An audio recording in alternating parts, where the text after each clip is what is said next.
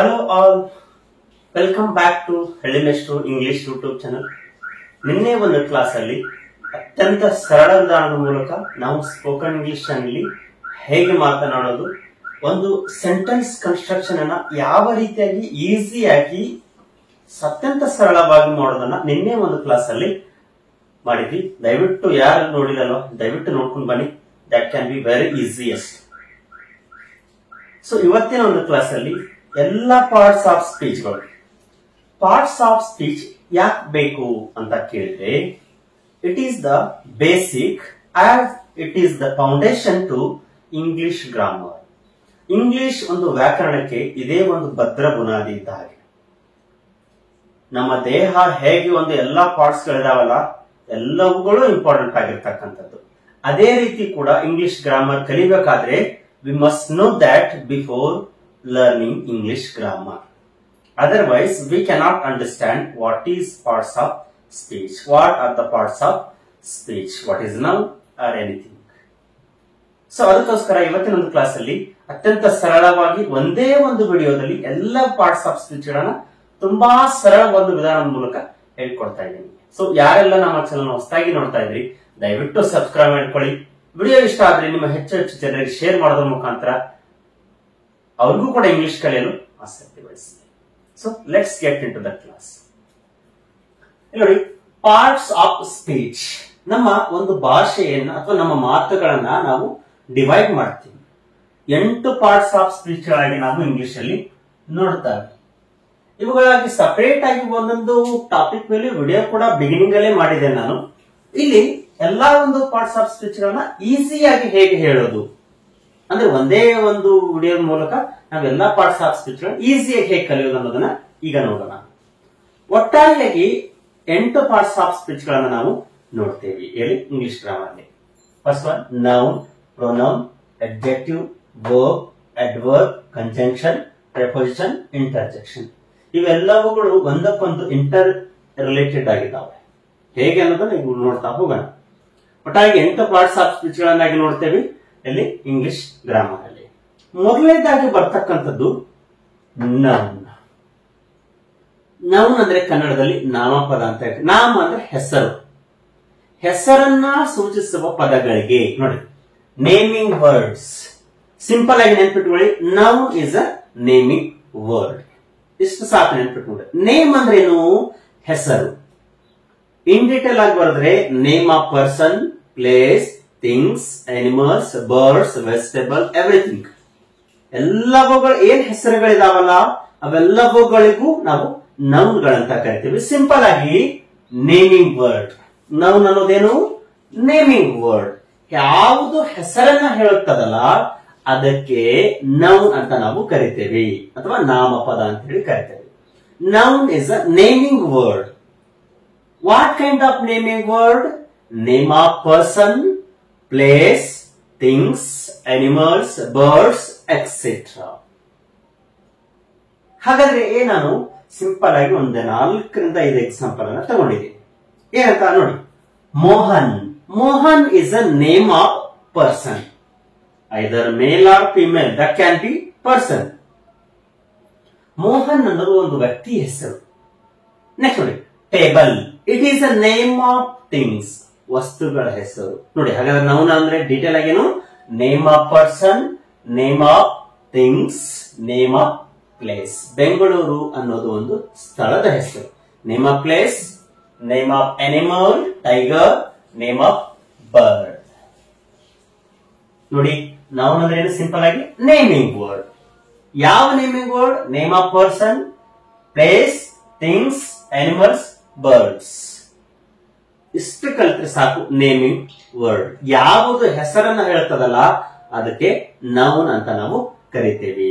ವಸ್ತುಗಳ ಹೆಸರು ಇರ್ಬೋದು, ಪ್ರಾಣಿಗಳ ಹೆಸರು, ಪಕ್ಷಿಗಳ ಹೆಸರು ಇರ್ಬೋದು, ಪ್ಲೇಸ್ ಹೆಸರು ಇರ್ಬೋದು, ಮನುಷ್ಯನ ಹೆಸರು ಇರ್ಬೋದು. ಮನುಷ್ಯ ಅಂದ್ರೆ ಪುಲ್ಲಿಂಗ ಬರುತ್ತೆ, ಸ್ತ್ರೀಲಿಂಗನ ಕೂಡ ಬರುತ್ತೆ. That is noun. ನೆಕ್ಸ್ಟ್ ಬರ್ತಕ್ಕಂಥದ್ದು ಪ್ರೊನೌನ್. ಈ ನೌನ್ ನಂತರ ಬರ್ತಕ್ಕಂಥದ್ದು pronoun used instead of noun. ನೋಡಿ, ನೌನ್ ಅಂದ್ರೆ ಆಲ್ರೆಡಿ ಗೊತ್ತಾಯ್ತು, ನೇಮಿಂಗ್ ವರ್ಡ್. ಪ್ರೊನೌನ್ ಅಂದ್ರೆ ಏನು? ಯಾವಾಗ ಬಳಸ್ತೇವೆ? Use instead of noun. ಈ ನಾಮಪದಗಳ ಬದಲಾಗಿ ಬಳಸ್ತೇವಲ್ಲ ಅವುಗಳಿಗೆ ಪ್ರೊನೌನ್ಸ್ ಅಂತ ನಾವು ಕರಿತೇವೆ. ಯಾವಂದ್ರೆ 7 ಪ್ರೊನೌನ್ಸ್ ಆರ್ ದೇರ್. ಐ ಅಂದ್ರೆ ನಾನು, ವಿ ಅಂದ್ರೆ ನಾವು, ಯು ಅಂದ್ರೆ ನೀನು, ದೇ ಅಂದ್ರೆ ಅವರು, ಹಿ ಅಂದ್ರೆ ಅವನು, ಶಿ ಅಂದ್ರೆ ಅವಳು, ಇಟ್ ಅಂದ್ರೆ ಅದು. ಯಾಕೆ ಪ್ರೊನೌನ್ ಗಳನ್ನ ಬಳಸ್ತೇವೆ ಅಂತಂದ್ರೆ pronoun avoids repetition of noun in the sentence.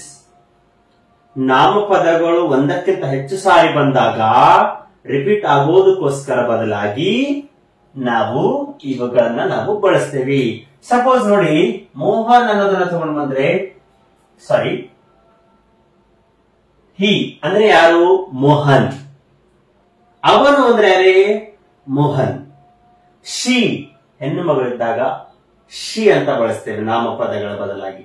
ವಸ್ತುಗಳ ಹೆಸರನ್ನ ಹೇಳೋದು ಪೆನ್ ಅನ್ನೋ ಬದಲಿ ಇಟ್ ಅಂತ ನಾವು ಹೇಳ್ಬೋದು. ಇಟ್ ಅಂದ್ರೇನು? ಒಂದು ವಸ್ತುನೇ. ಒಂದಕ್ಕಿಂತ ಜಾಸ್ತಿ ಇದ್ದಾಗ ದೇ ಅಂತ ನಾವು ಹೇಳ್ತೇವೆ. ಇದಕ್ಕೆ ಪ್ರೊನೌನ್ ಅಂತ ನಾವು ಕೂಡ ಕರಿತೇವೆ. ನೆಕ್ಸ್ಟ್ ನೋಡಿ, ಅಡ್ಜೆಕ್ಟಿವ್. ನೋಡಿ, ನೌನ್ ಆದ್ಮೇಲೆ ಪ್ರೊನೌನ್ ಆದ್ಮೇಲೆ ಅಡ್ಜೆಕ್ಟಿವ್. ಏನ್ ಕೆಲಸ ಮಾಡುತ್ತೆ ಅಡ್ಜೆಕ್ಟಿವ್? Describes noun. ನೋಡಿ, ನೌನ್ ಪ್ರೊನೌನ್ ಅಡ್ಜೆಕ್ಟಿವ್. ಅಡ್ಜೆಕ್ಟಿವ್ ಕೆಲಸ ಏನು? ಈ ವ್ಯಕ್ತಿಗಳನ್ನ ಹೊಗಳ್ತಕ್ಕಂತ ಕೆಲಸ ಮಾಡುತ್ತೆ. ವ್ಯಕ್ತಿಗಳಂದ್ರೇನು? ನೌನ್ಸ್. ನೌನ್ಗಳಂದ್ರೇನು? ಪ್ರಾಣಿ, ಪಕ್ಷಿ, ವಸ್ತುಗಳು, ಮನುಷ್ಯರು ಎಲ್ಲರನ್ನು ಹೊಗಳ್ತದೆ. ಹೇಗೆ ಹೊಗಳ್ತದೆ? ಆ ವ್ಯಕ್ತಿ ಹೇಗಿದ್ದಾನೆ, ಆ ವಸ್ತು ಹೇಗಿದೆ, ದೊಡ್ಡದಿದೆಯೋ, ಚಿಕ್ಕದಿದೆಯೋ, ಸುಂದರವಾಗಿದೆಯೋ ಅನ್ನೋದನ್ನ ಹೇಳೋದೇ ಅಡ್ಜೆಕ್ಟಿವ್ ಅಂತ ನಾವು ಕೂಡ ಕರಿತೇವೆ. ಇಲ್ಲಿ ನೋಡಿ, ಗುಡ್. ಗುಡ್ ಅಂದ್ರೆ ಒಳ್ಳೆಯ. He is a good boy. Good ಅಂದ್ರೇನು? ಇಲ್ಲಿ ಅಡ್ಜೆಕ್ಟಿವ್ ಅಂತ ನಾವು ಕೂಡ ಕರಿತೇವೆ. He is a happy boy. ಅವ ಹೇಗಿದ್ದಾನೆ? ತುಂಬಾ ಸಂತೋಷದ ಹುಡುಗ. Happy adjective. She is a clever girl. ಅವಳು ತುಂಬಾ ಜಾಣ ಹುಡುಗಿ. ಕ್ಲೇವರ್ ಅಂದ್ರೆ ಆ ವರ್ಡ್ ಆ ವ್ಯಕ್ತಿಯನ್ನ ಹೊಗಳ್ತಕ್ಕಂತ ಕೆಲಸ ಮಾಡುತ್ತೆ. ಡಿಸ್ಕ್ರೈಬ್ಸ್ ನೌನ್ ಅಂದ್ರೇನು? ವ್ಯಕ್ತಿಗಳನ್ನ. He is a tall man. ಅವನೊಬ್ಬ ಎತ್ತರ ಮನುಷ್ಯ ಇದ್ದಾನೆ. ಎತ್ತರ ಅನ್ನೋದು ಅಡ್ಜೆಕ್ಟಿವ್. ಹೇಗಿದ್ದಾನೆ? Tall. Wise. It is a wise bird. ಇದು ತುಂಬಾ ಜಾಣ ಪಕ್ಷಿ. Wise. How is the bird? Wise bird. ಹೇಗಿದೆ ಪಕ್ಷಿ? ಜಾಣ ಪಕ್ಷಿ ಇದೆ. ಡಲ್. ಇನ್ನು ಕೂಡ ಬಹಳಷ್ಟು ಅಡ್ಜೆಕ್ಟಿವ್ಗಳಿದ್ದಾವೆ. ಓಕೆ, ನೆಕ್ಸ್ಟ್ ನೋಡೋಣ. ವರ್ಕ್. ಇದಂತೂ ಬಹಳಷ್ಟು ಇಂಪಾರ್ಟೆಂಟ್ ಆಗಿರ್ತದೆ. ನಾವೇನ್ ಕೆಲಸ ಮಾಡ್ತೀವಲ್ವಾ ಪ್ರತಿದಿನ, ಅದೆಲ್ಲವುಗಳು ಬರೋದೇ ಇಲ್ಲಿಂದ. ಇಲ್ಲಿ ಆಕ್ಷನ್ ವರ್ಡ್. ಆಕ್ಷನ್ ವರ್ಡ್ ಅಂದ್ರೆ ನಾವೇನ್ ಕೆಲಸ ಮಾಡ್ತೀವಲ್ಲ ಅವುಗಳಿಗೆ ಒಂದೊಂದು ಹೆಸರಿದೆ. ತಿನ್ನೋದಕ್ಕೆ ಈಟ್ ಅಂತ ಕರಿತೇವೆ, ಬರೆಯೋದಕ್ಕೆ ರೈಟ್ ಅಂತ ಕರಿತೇವೆ, ಮಲಗೋದಕ್ಕೆ ಸ್ಲೀಪ್ ಅಂತ ಕರಿತೇವೆ. ಅವುಗೆಲ್ಲ ಎಲ್ಲದಕ್ಕೂ ಕೂಡ ಆಕ್ಷನ್ ವರ್ಡ್ಸ್ ಅಂತ ನಾವು ಕರಿತೇವೆ. ಕಮ್ ಅಂದ್ರೆ ಬಾ. ಇವೇನು ವರ್ಕ್ ಫಾರ್ಮ್ಸ್ ಅಂತ ನಾವು ಕರಿತೀವಿ. ಇವುಗಳನ್ನ 3 ಪ್ರಕಾರಗಳನ್ನು ಪ್ರೆಸೆಂಟ್, ಪಾಸ್ಟ್ ಪಾರ್ಟಿಸಿಪಲ್ ಫಾರ್ಮ್ ಮತ್ತು ಐಎನ್ಜಿ ಫಾರ್ಮ್ ಗಳಾಗಿ ಬಳಸ್ತೇವೆ ನಾವು. ಅದರ ಬಗ್ಗೆ ಆಲ್ರೆಡಿ ವಿಡಿಯೋ ಕೂಡ ಮಾಡಿದ್ದೇನೆ ನಾನು. ಗೋ ಅಂದ್ರೆ ಹೋಗು, ಸಿಟ್ ಅಂದ್ರೆ ಕುಳಿತುಕೋ. ಏನ್ ಕೆಲಸ ಮಾಡ್ತಾ ಇದ್ದೇನೆ? ಕುಳಿತುಕೊಳ್ತಕ್ಕಂತ ಕೆಲಸ ಮಾಡ್ತೀವಿ. ಆಕ್ಷನ್ ಅಂದ್ರೆ ಕೆಲಸ ಅಥವಾ ಕ್ರಿಯೆ ಅಂತ ನಾವು ಕೂಡ ಕರಿತೇವೆ. ಓಕೆ, ನೆಕ್ಸ್ಟ್ ನೋಡಿ. adverb describes verb. adverb describe verb. ಕೆಲಸವನ್ನ ಹೇಗೆ ಮಾಡಿದ ಅಂತ ಹೊಗಳೋದೆ adverb ಅಂತ ನಾವು ಕರಿತೇವೆ. Most of the adverb end with ly. ly ಇಂದ ಎಂಡ್ ಆಗ್ತೇವೆ ಆಲ್ಮೋಸ್ಟ್ adverbs. ಕೆಲವೊಂದಿಷ್ಟು ಫಾಸ್ಟ್ ಅನ್ನೋದು ly ಬರಲ್ಲ. ಫಾಸ್ಟ್ಲಿ ಅನ್ನಂಗಿಲ್ಲ ನಾವು, ಅದನ್ನ ಫಾಸ್ಟ್ ಅಂತ ಹೇಳ್ಬೇಕು. ಇಲ್ಲಿ ನೋಡಿ, quickly. He wrote the letter quickly. ಹೇಗೆ ಬರೆದ ಪತ್ರನ? ಬಹಳ ಕ್ವಿಕ್ ಆಗಿ ಬರೆದ, ಫಾಸ್ಟ್ ಆಗಿ ಬರೆದ. She writes the hand writing neatly. ಹೇಗೆ ಬರೆದು? ತುಂಬಾ ಸುಂದರವಾಗಿ ಬರೆದು. ನೋಡಿ, C solve the problem wisely. ಬಹಳ ಜಾಣ್ಮೆಯಿಂದ ಏನಂತಂದ್ರೆ ಸಮಸ್ಯೆಯನ್ನು ಬಗೆಹರಿಸಿದ. ಹೇಗೆ ಬರೆಸಿದ್ರು? ಜಾಣ್ಮೆಯಿಂದ. ಹೇಗೆ ಬರೆದ್ಲು? ನೀಟಾಗಿ ಬರೆದ್ಲು. ಹೇಗೆ ಬರೆದ? ಕ್ವಿಕ್ ಆಗಿ ಬರೆದ. ly ಬಂದ್ರೆ ಅವು ಅಡ್ವರ್ಬ್ಗಳು ಅಂತ ನಾವು ಕನ್ಸಿಡರ್ ಮಾಡ್ತೇವೆ. ನೆಕ್ಸ್ಟ್ ನೋಡಿ ಕಂಜಂಕ್ಷನ್. ಕಂಜಂಕ್ಷನ್ ಏನ್ ಮಾಡುತ್ತೆ? ಸೇರಿಸ್ತಕ್ಕಂತ ಕೆಲಸ ಮಾಡುತ್ತೆ. ಎರಡು ವಸ್ತುಗಳ, ಎರಡು ಶಬ್ದಗಳನ್ನ, ಎರಡು ವಾಕ್ಯಗಳನ್ನ ಸೇರಿಸ್ತಕ್ಕಂತ ಕೆಲಸ ಮಾಡುತ್ತೆ. ಕೆಲವೊಂದಿಷ್ಟು ಕಂಜಂಕ್ಷನ್ ಇದ್ದಾವೆ. And, but, so, that, if, ಇನ್ನು ಕೂಡ ಬಹಳಷ್ಟು conjunction. Not only but also, neither, not, if, whether, ಇವೆಲ್ಲವುಗಳು ಕಂಜಂಕ್ಷನ್ ಅಂತ ಕೆಲಸ ಮಾಡುತ್ತೆ. ಏನಂತ ಕೆಲಸ ಮಾಡುತ್ತೆ? ವರ್ಡ್ಸ್ ಅಂಡ್ ಸೆಂಟೆನ್ಸಸ್ ಏನ್ ಮಾಡುತ್ತೆ? ಸೇರಿಸ್ತಕ್ಕಂತ ಕೆಲಸ ಮಾಡುತ್ತೆ. ಅವುಗಳನ್ನ, ಶಬ್ದಗಳನ್ನ ಅಥವಾ ವಾಕ್ಯಗಳನ್ನ. Ram and Rahim are good friends. ಇಬ್ರು ಬೇರೆ ಬೇರೆ ಆದ್ರೆ ಸೇರಿಸ್ತಕ್ಕಂತ ಕೆಲಸ ಯಾವ್ದು ಮಾಡ್ತು? ಅಂಡ್ ಅನ್ನೋದನ್ನ ಇದು ಸೇರಿಸ್ತಕ್ಕಂತ ಕೆಲಸವನ್ನು ಮಾಡುತ್ತೆ. ಯಾವುದು? ಕಂಜಂಕ್ಷನ್. ನೆಕ್ಸ್ಟ್ ನೋಡಿ ಪ್ರಪೋಸಿಷನ್ ಅಂದ್ರೆ ಏನು? Shows relation of nouns.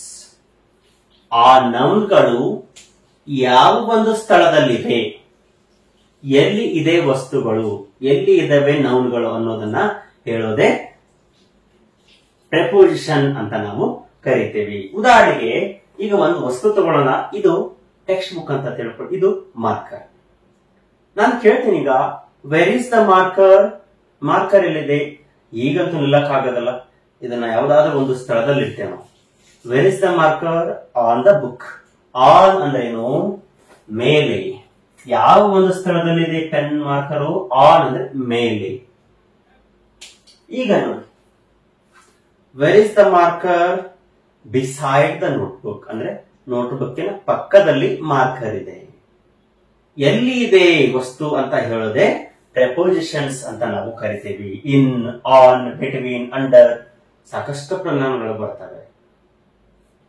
Next ಬರ್ತಕ್ಕಂಥದ್ದು last one, interjection in the parts of speech. ಇದು ಏನ್ ಮಾಡುತ್ತೆ? Expresses sudden feeling. ನಮ್ಮಲ್ಲಿ ಇರ್ತಕ್ಕಂತ ಸಡನ್ ಫೀಲಿಂಗ್ಸ್ ಅಂತ ಕರಿತೇವಲ್ಲ, ಇಮೋಷನ್ಸ್ ಅಂತ, ಭಾವನೆಗಳು ಕರಿತೇವೆ.